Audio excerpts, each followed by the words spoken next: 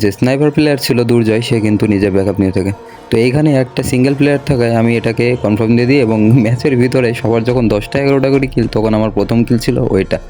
এবং উপরে দেখতে পাচ্ছেন আমার হেলথ, এরা মানে আমাকে বাইরেই বেরোতে দিচ্ছিল না, এরকম অবস্থা। তো স্কালের এখানে আমি আমার প্রত্যেকটা গ্লোয়াল নষ্ট করে ফেলে দিই, এবং আমার কাছে কিন্তু পুরো 0 গ্লোয়াল। তো মেডকিট না মেরে আমি প্রথমে আমার ব্যাকআপ নিয়ে পাথরের পিছনে চলে আসলাম। তো একটু পরে আমি যখন আমার এখানে মুভ করলাম, তখন দেখলাম যে মাহাদি কিন্তু একটা ফাইটে এনগেজ হয়ে গেছে, এবং সে একা।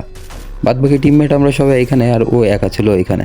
তো ওইটা কনফার্ম দেওয়ার সাথে সাথে আমার কিন্তু এইখানেও আর আমাকেও কনফার্ম করে দেয়। তো আমাদের বেঁচে ছিল একা শিহাব ভাই এবং আমাদের দুর্জয়।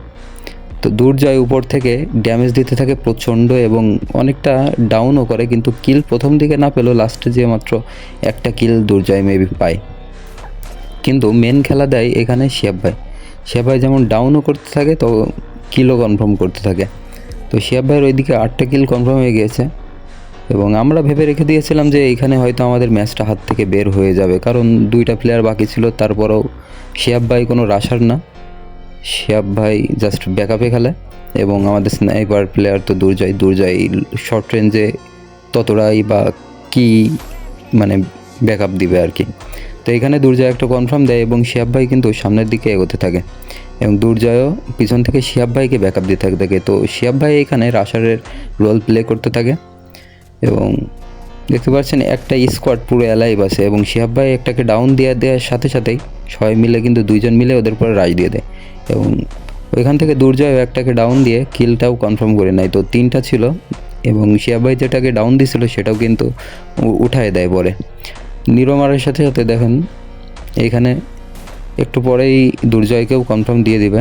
তো ম্যাচটা দুর্জয়কে কনফার্ম যখন দিয়েই দেয়, তখন আমরা ভেবে নিয়েছিলাম যে হাত থেকে বেরিয়ে গেছে।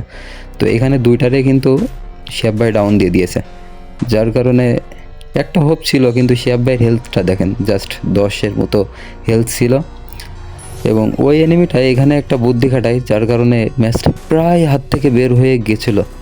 দেখেন ওর টিমমেটটাকে উঠিয়ে দিয়েছে। লাস্ট প্লেয়ার ছিল, এবং এখন এরা 2টা, এবং শেষ শটটা দেখেন।